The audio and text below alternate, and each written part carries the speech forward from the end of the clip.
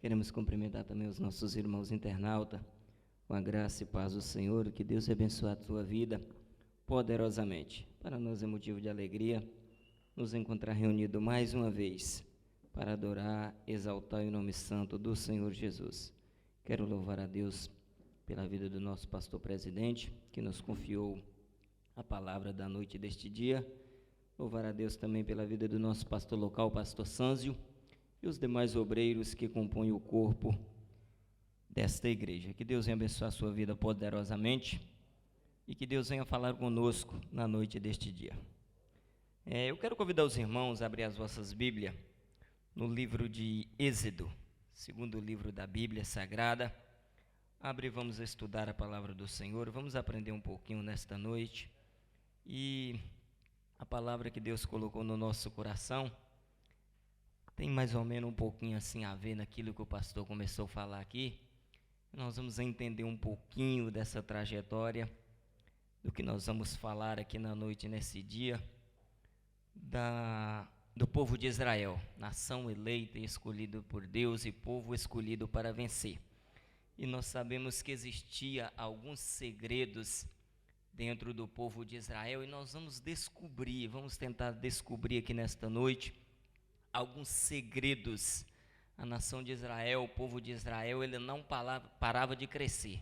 Ela sempre avançava, ela sempre crescia, ela sempre ia para frente. Mas por trás dessa coragem, por trás desse entusiasmo, havia um segredo. Que a pessoa às vezes estuda a palavra e só olha, está avançando, está indo para frente, está crescendo, está multiplicando. Mas por que está multiplicando? Por trás da multiplicação tem um segredo que muitos às vezes não querem saber. O motivo por que aquele povo, aquela nação, aquela pessoa está tomando aquela proporção, está desenvolvendo, está crescendo, está multiplicando. Tem um segredo, tem alguns paradigmas que essa nação, que esse povo avança. Tem um motivo por que ela está avançando. A igreja ADEF cresce, avança, vai para frente, tem um motivo. Tem um segredo que a igreja ADEF não para de crescer, ela está sempre crescendo. E quando o pastor começou a falar que vai abrir mais igreja, que está abrindo mais igreja, que o trabalho está avançando, calhou, não tinha conversado nada com o pastor, mas caiu naquilo que nós tínhamos preparado para a noite desse dia. E a nação de Israel, o povo de Israel, não parava de crescer. Ela sempre estava crescendo, ela sempre estava avançando, sempre estava expandindo. Mas por trás de tudo isso aí tinha um segredo que muitos pregadores, muitos estudiosos não falam sobre esse segredo. Às vezes a começa a falar sobre o povo de Israel. O povo de Israel crescia, multiplicava, ia avante, o que colocava a mão prosperava. Mas o porquê que o povo prosperava? Você já parou para fazer a pergunta, mas por que esse povo prospera? Por que esse povo vai avante? Porque por trás do avançamento, da coragem, da valentia do povo, havia uma promessa.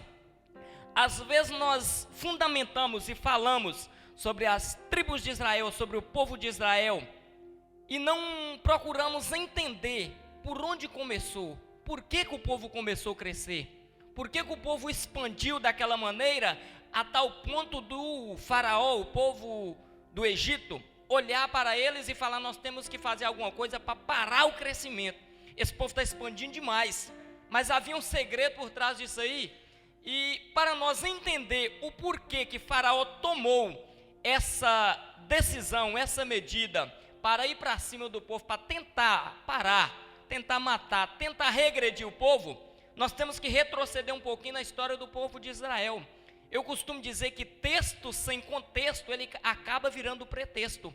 Para mim entender o texto que eu vou explicar, eu preciso entrar um pouquinho no contexto anterior para saber por que chegou até aquele ponto. Como chegou até ali, como chegou naquela proporção, como expandiu daquela maneira. Mas vamos estudar a história um pouquinho, o passado, para nós entender as medidas que Faraó tomou para o povo de Israel, o porquê que Faraó tomou aquela medida de querer matar as crianças, preocupar com a expansão do povo no Egito. Nós vamos entender o porquê que Faraó chegou até ali. Você que encontrou aí Êxodo, é bem facilzinho. Capítulo 1, versículo 8, 9, 10, 11 e 12. Você de casa, abre a tua Bíblia e acompanhe juntamente conosco. Êxodo capítulo 1, versículo 8 a seguir, que nos diz assim: Depois levantou-se um novo rei sobre o Egito, que não conhecera José, o qual dissera ao seu povo: eis que o povo dos filhos de Israel é muito e mais poderoso do que nós. Isso é muito forte. Eis que o povo dos filhos de Israel é muito mais poderoso do que nós. Eia, usemo-nos sabiamente para com eles, para que não se multipliquem, e aconteça que, vindo a guerra, ele também se junte com os nossos inimigos, e peleje contra nós, e suba da terra. 11. E os egípcios puseram sobre eles maiorais de tributos para afligirem com suas cargas, e edificaram a Faraó cidades de tesouros, Pitom e Ramassés. Mas quanto mais afligia,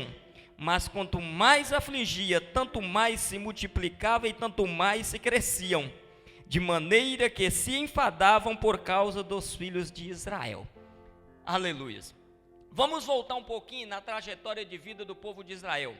Por que o povo tomou essa proporção e Faraó tomou essa birra, digamos assim, essa preocupação em querer diminuir, em querer matar o povo?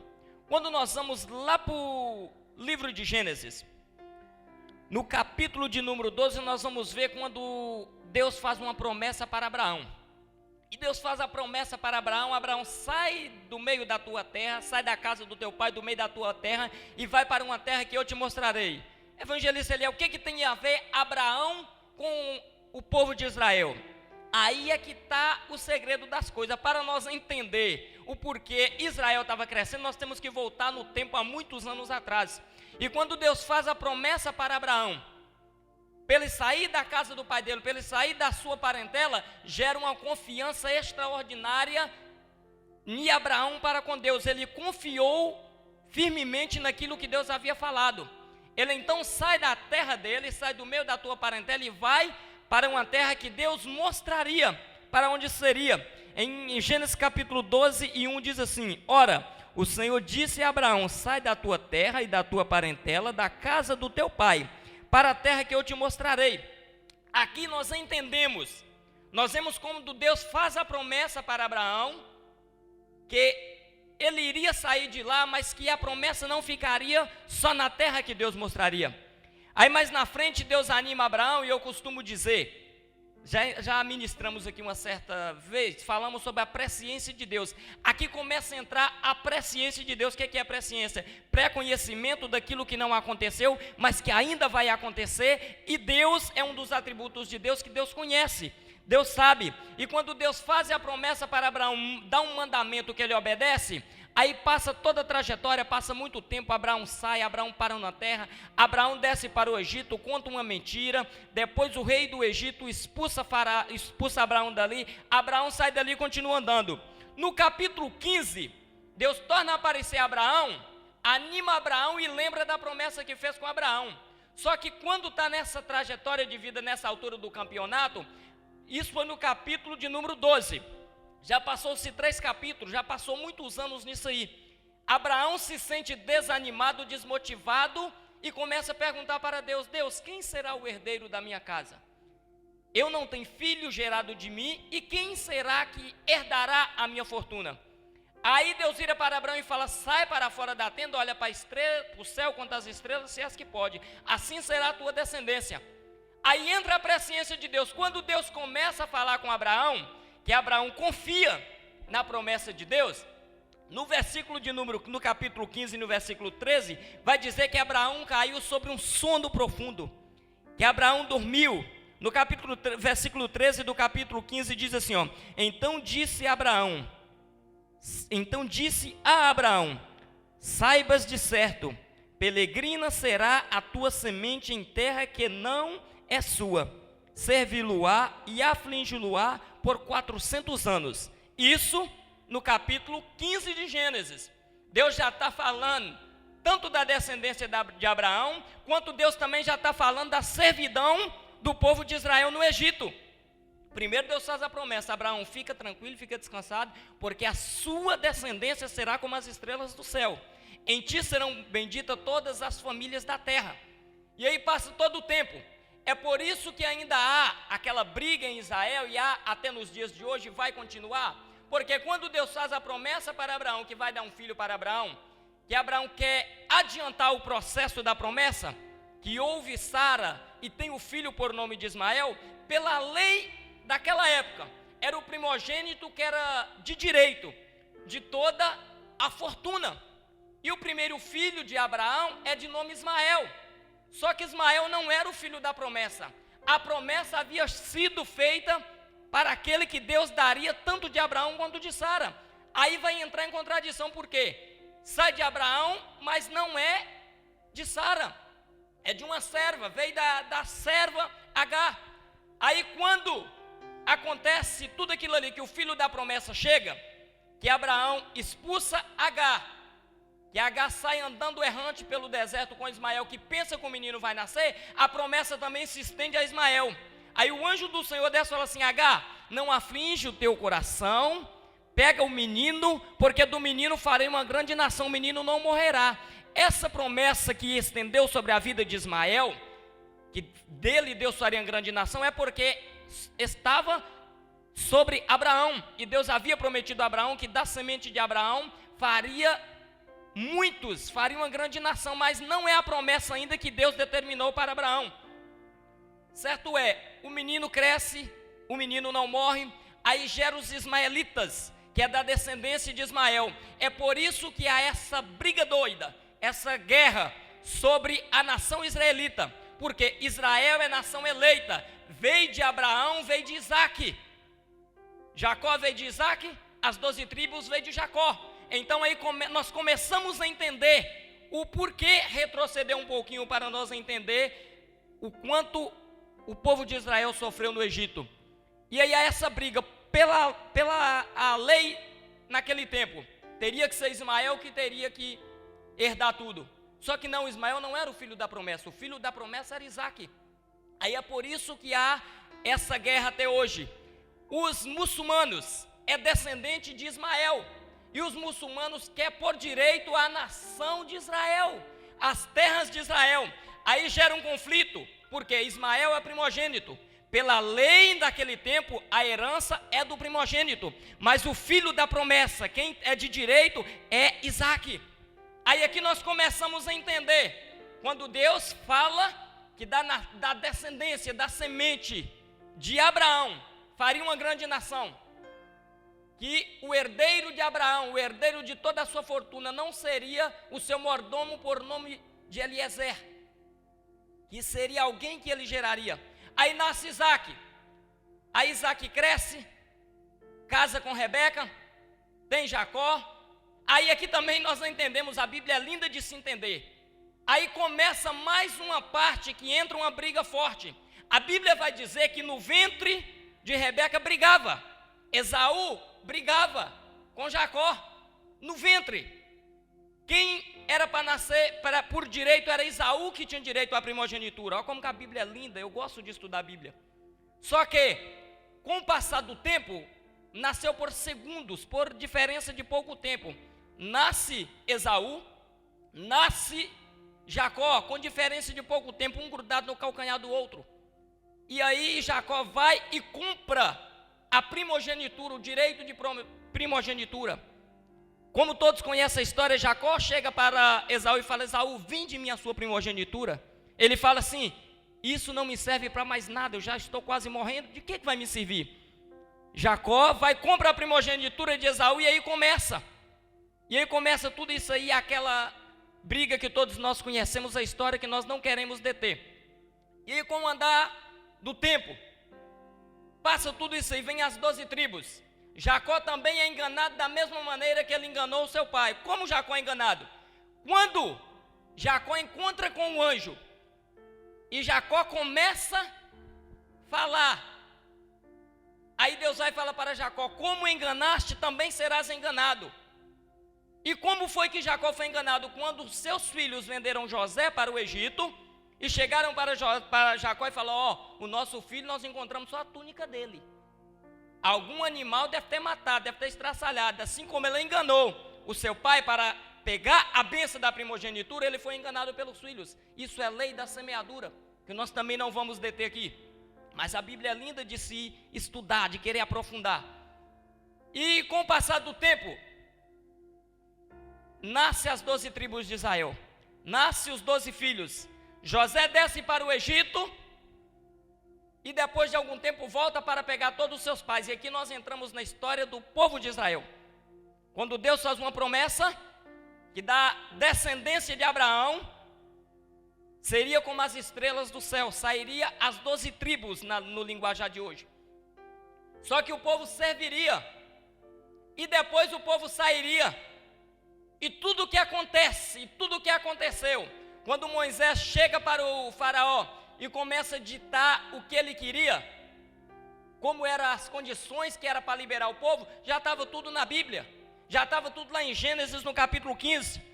No capítulo 15, versículo 14, vai dizer assim, ó: mas também eu julgarei a gente a qual servirão. Isso é Deus falando no capítulo 15 de Gênesis.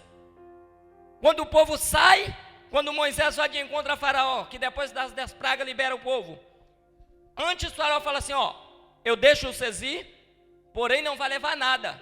Moisés, em hipótese nenhuma, poderia aceitar, porque Deus já havia prometido no capítulo 15 de Gênesis que o povo sairia e levaria muitas fazendas.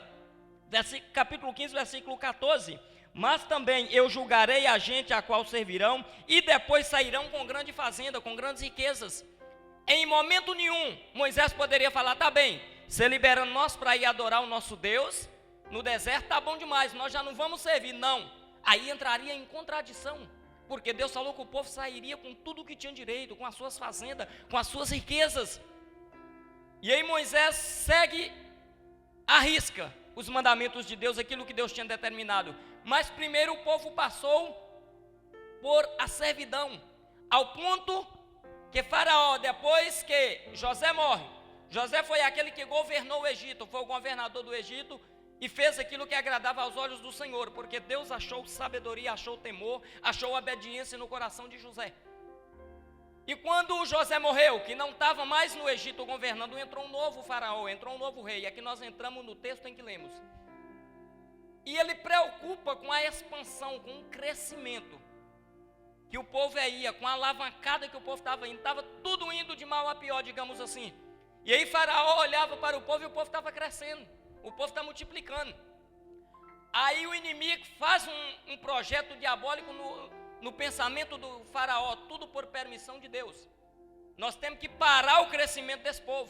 Mas não tem como nós parar, nós vamos fazer o quê? Não, vamos colocar eles para trabalhar e para construir cidades para nós. E isso o povo faz, o povo começa a servir. Só que nesse meio tempo que o povo está servindo, entra um projeto de Deus. Saiba que sempre em cima de um projeto diabólico, Deus tem uma estratégia de um projeto celestial para frustrar os pensamentos do inimigo. Porque quando Satanás, quando o faraó com esses pensamentos malignos faz isso aí, nasce no coração de Deus o libertador que tiraria o povo do Egito, por nome de Moisés. Quando o faraó fala assim, não tem como nós fazer, nós vamos fazer o quê? Ele fala assim, ó, vai lá, fala com as parteiras que matam todas as crianças. Mata tudo, não deixa ninguém. Chega no ouvido do faraó, que não está dando certo, não está funcionando, o povo continua multiplicando. Chama as parteiras falam, ah, meu senhor, as mulheres hebreias são fortes demais, quando nós chega lá já deu luz. Não tem como. O povo de Deus é chamado para vencer, chamado para avançar, chamado para crescer. Ninguém para a marcha do povo de Deus. E ele descobre que o povo está crescendo. Surge uma estratégia, surge uma maneira de querer parar, de querer matar. Aí Deus prepara Moisés. Aqui nós entendemos que ninguém vai para a frente da obra sem uma capacitação. Ninguém pode ir para a frente da obra sem estar preparado, sem estar capacitado. Moisés recebeu uma capacitação tamanha, dos dois lados, tanto espiritual, quanto do lado sábio humano, sabedoria humana. Moisés primeiro foi criado lá no palácio. Deus colocou o projeto dele em vigor, em cima de um projeto do inimigo e depois pegou o projeto dele, o fruto do projeto dele e colocou para ser criado dentro do palácio, para ser educado dentro do palácio. Só que quando Deus viu que esse projeto estava na hora de entrar em vigor, de passar pelo outro processo de treinamento, Deus falou, agora está na hora de eu tirar. Tira Moisés. Moisés já sabia tudo do Egito, tudo do faraó. Aí Deus manda Moisés para o Egito, para o deserto. E Moisés passa pelo procedimento. Se possível, a imagem que eu mandei para a Malha, põe para mim no telão aqui, fazendo um favor. E nós vamos entender o trajeto do povo, a caminhada do povo. A caminhada quando o povo sai do Egito não era para o povo ficar peregrinando no deserto por muito tempo. A promessa que Deus falou era para o povo viver em terra que não era dele, em terra estranha e peregrinar e servir. Não era para ficar aquele tempo todo que ficou no Egito. Então nós entendemos aqui, para os irmãos entenderem um pouquinho, o povo estava aqui no Egito, estava nessa região aqui. Só que Deus é tão estratégico, Ele sabe do nosso futuro, Ele sabe daquilo que o inimigo trama para nós. Ele sabe do que o inimigo está tramando e querendo fazer contra nós. Aí o que Deus faz? Era tão simples, quando Deus fala que o povo vai sair, quando acontece as 10 pragas, a última praga lá aqui, agora o povo fala, agora está na hora de sair do Egito, nós vamos sair. Moisés, aí entra aqui a parte da preparação. Moisés não poderia ser treinado só no palácio. Moisés teria que conhecer o deserto, porque no capítulo 15 de Gênesis, nós vemos que Deus já determinou até o tempo da aprovação do povo, será só 400 anos. Mas eu preciso de alguém que conheça o deserto. É por isso que Deus tira Moisés do palácio e leva para o deserto para apacentar.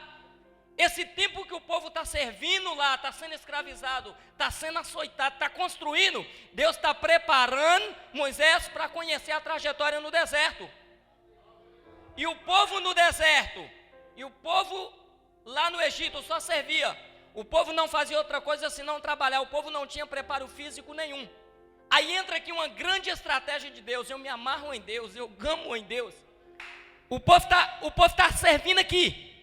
O povo ia para a terra prometida chamada Canaã. A trajetória, o trajeto que o povo tinha que seguir, pela lógica humana, era simplesmente sair daqui e ir para ali. Isso aqui, grifado de roxo, de lilás, é o trajeto que o povo de Israel fez para sair do Egito. Era tão simples. O povo sair daqui e correr para Canaã. Os irmãos estão dando para ver ali, sai de Ramassés e vai para Canaã. Era simples fazer esse trajeto aí. Só qual foi a estratégia que Deus fez? Por que o povo não poderia fazer isso aí? Porque o povo só servia, só sabia fazer tijolos, criar cidade, trabalhar. Se o povo saísse daqui, olha como que Deus é estratégico. Se o povo saísse de Ramassés e ia para Canaã, a primeira coisa que eles iam enfrentar era as terras filisteias. Os filisteus era povo preparado, estratégico para a guerra, para matar mesmo. Qual a estratégia? Aí o povo, quando chegasse na terra filisteia, o povo ia começar a blasfemar. Deus tirou nós do Egito para entregar na mão do inimigo para matar nós. Deus é estratégico demais. Nunca pensa que a sua prova, quando você entra nela, Deus já não tem traçado todo o trajeto, o caminho que você vai seguir. Quando você entra na peleja, quando você entra na luta, quando você entra na prova, Deus já traçou todo o caminho, todo o desvio, que Ele sabe que o inimigo está na frente te esperando. Deus não dá estratégia, não dá luta para perder. Ele dá luta é para que o nome dele, por intermédio da luta, seja glorificado, seja exaltado, seja engrandecido.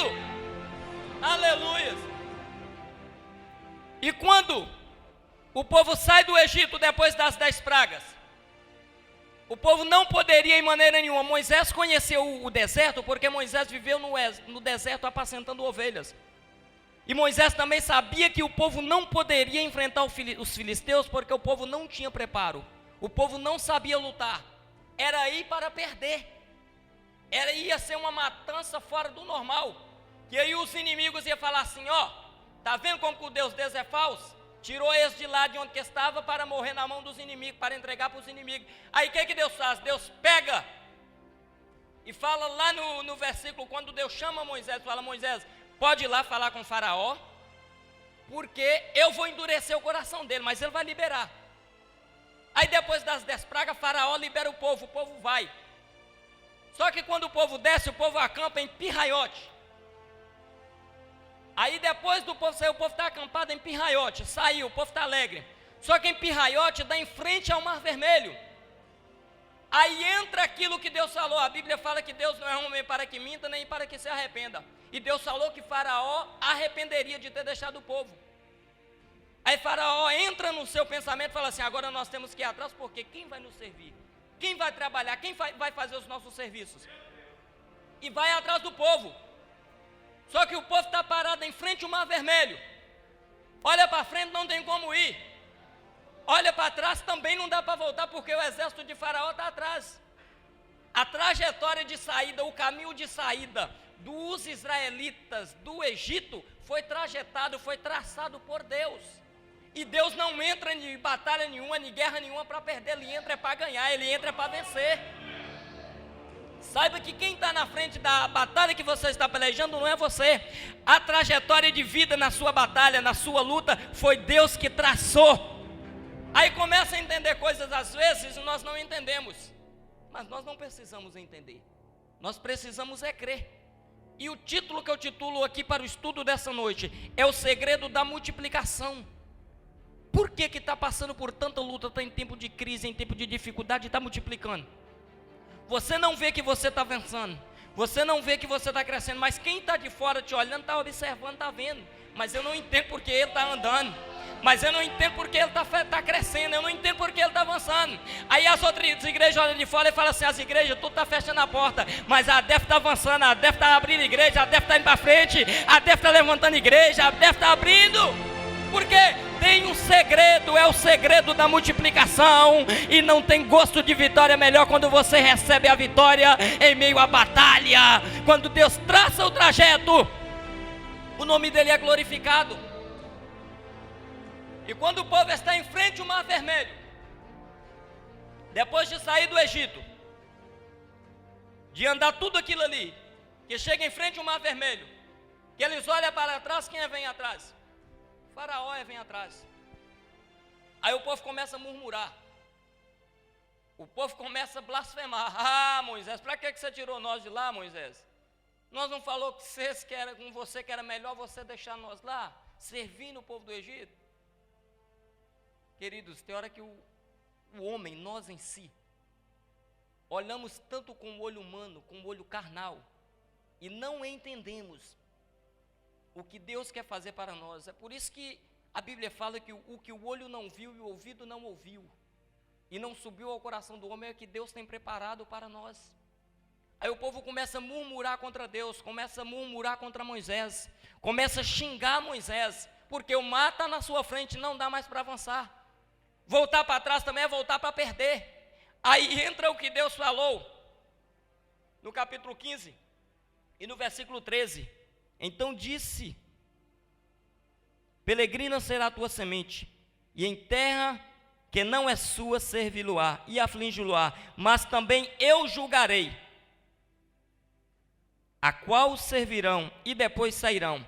Quando Deus fala que vai julgar, aqui agora está a hora do julgamento de Deus. Aí imagino eu, é pensamento meu, imagina que Deus começa a falar assim: agora está na hora de eu julgar. O meu julgamento, eu sou um Deus justo, eu sou um juiz justo, e eu vou julgar agora. Os 400 anos que o povo ficou no Egito sofrendo, passando por sofrimento, está na hora agora de eu entrar com o meu plano em ação. É por isso que quando o povo começa a clamar a Moisés, que Moisés não vê saída, que Moisés clama a Deus, que Deus vira para Moisés e fala assim: Moisés, o que tem nas mãos? Moisés fala assim: um cajado? Um pedaço de madeira? Toca nas águas, que Moisés toca nas águas. Aí antes um pouquinho Deus fala assim com Moisés: Moisés, fala com o povo aí, que hoje ele saberá quem é Deus, e que nunca mais eles verá o povo do Egito, o povo que afligia, o povo que açoitava. Moisés, em outras palavras, a Bíblia não diz com clareza nessas palavras, em outras palavras, hoje Moisés, eu vou fazer justiça. Hoje Moisés, eu vou descer para fazer justiça pelos 400 anos que o meu povo ficou servindo o rei do Egito, servindo o faraó. Vai ser hoje. não clamas a mim, só manda o povo avançar, só manda o povo andar, só manda o povo ir para frente. Moisés, fala com o povo que não olha para trás, não, e não olha para a direita e para a esquerda, não, olha para frente. Às vezes a porta está na nossa frente, já está aberta, é só nós entrar, mas nós não enxergamos, nós ficamos olhando para a direita, olhando para a esquerda. Por que que quando o povo clama a Moisés, Moisés olha para cima? É porque o socorro vem de cima. Por que que quando joga José na cisterna, José não olha para a direita, não olha para a esquerda, José olha para cima? É porque direita, esquerda e para baixo não tem nada de bom, o socorro vem de cima. É por isso que o salmista Davi vai dizer: eleva os meus olhos para o monte, de onde me virá o meu socorro? O meu socorro vem do Senhor, que fez os céus e a terra. Aí quando Deus fala com Moisés, Moisés, o povo nunca mais vai ver o rei Faraó, os soldados, o povo que afligia, o povo que açoitava. Essa vai ser a última vez. E era simples o povo ir reto, mas Deus não queria que o povo morresse na mão dos inimigos. E lembrando que quando Deus fala com Abraão que daria a terra, Abraão já tinha passado na terra, Abraão já tinha ido lá na terra, só que tinham outras pessoas habitando. Aí a promessa de Deus para Abraão fala assim: ó, eu darei essa terra para a sua descendência, só que ela servirá, mas você voltará em paz para o teu pai, para a tua casa.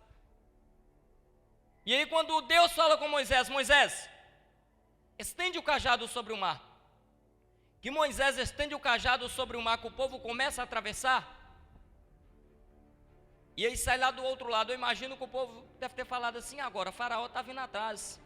Aí eu imagino o erro, Deus fala assim: ó, pode deixar eles entrar atrás. Em cima de um projeto diabólico, eu tenho uma vitória para o povo meu escolhido, chamado para vencer.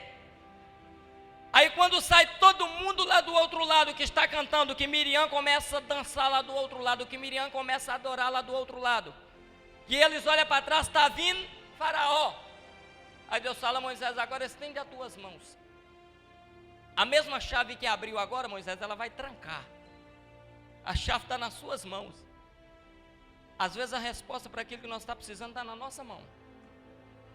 Não está no nosso vizinho. Está na nossa mão. Está no nosso coração. É por isso que a Bíblia vai falar que quando quereres conversar, entra para o teu quarto, feche a tua porta e fale com o teu Deus que te ouve em segredo. Quando Moisés vira para trás, estende a mão, que o mar fecha. Que vitória brilhante. Aí agora o povo começa a brilhar.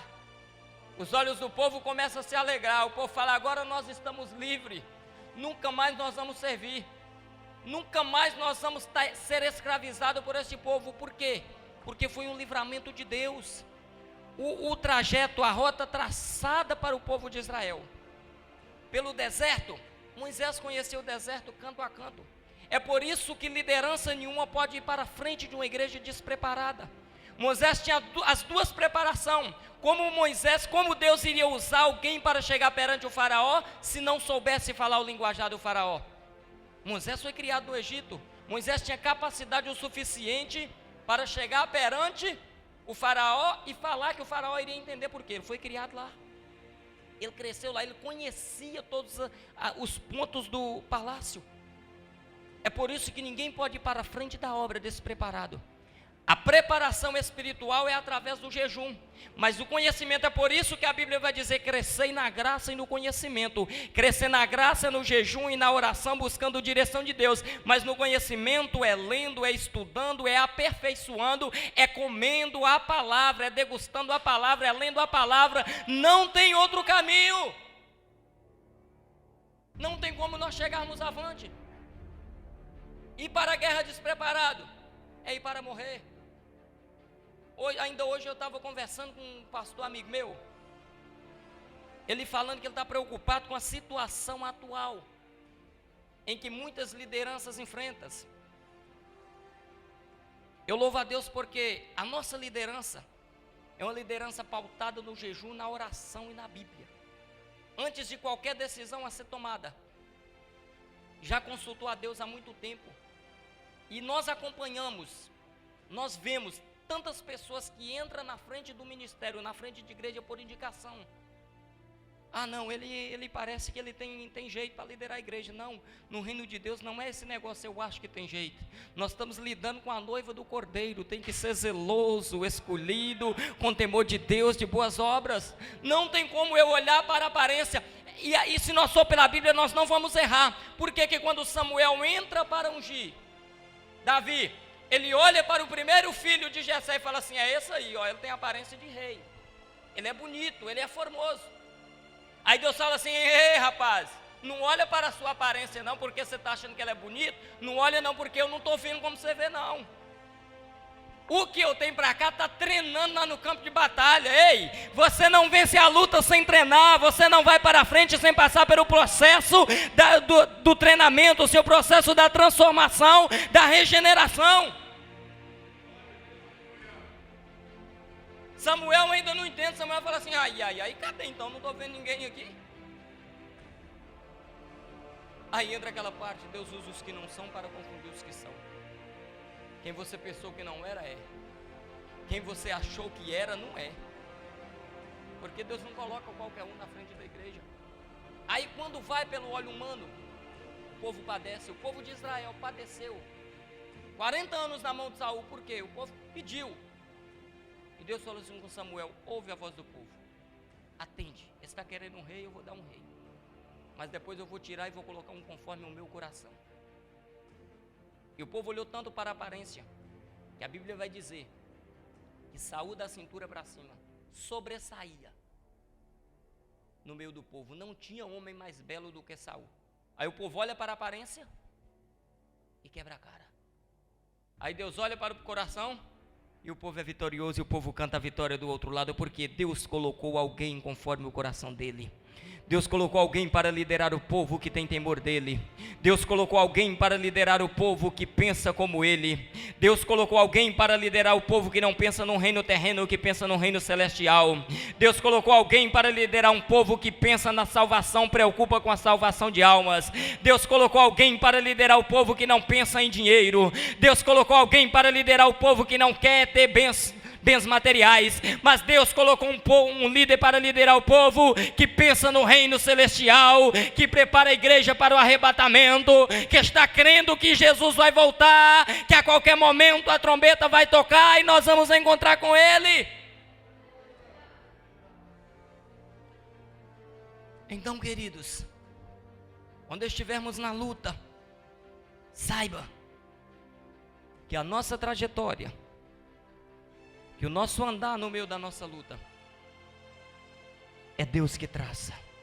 O nosso caminho por onde nós vamos passar, é Deus que traça, porque Deus conhece, Deus sabe, Deus é estratégico, e Deus sabe onde é que o inimigo vai estar nos esperando. É por isso que Ele não permitiu o povo ir direto. Seria poucos dias de caminhada para chegar na terra prometida, mas o povo não tinha preparo. O povo não poderia enfrentar os filisteus, porque se enfrentasse morreria, porque os filisteus era povo preparado para batalhar, era soldados que guerreava, que ia para a luta e ganhava, e o povo do Senhor não tinha preparo de guerra. Mas Deus traçou a jornada, Deus traçou o caminho do povo. Fique descansado, descanse no Senhor, que a sua caminhada durante a luta, quem traça o teu caminho é o Senhor da tua vida. Eu agradeço a minha oportunidade, em nome de Jesus.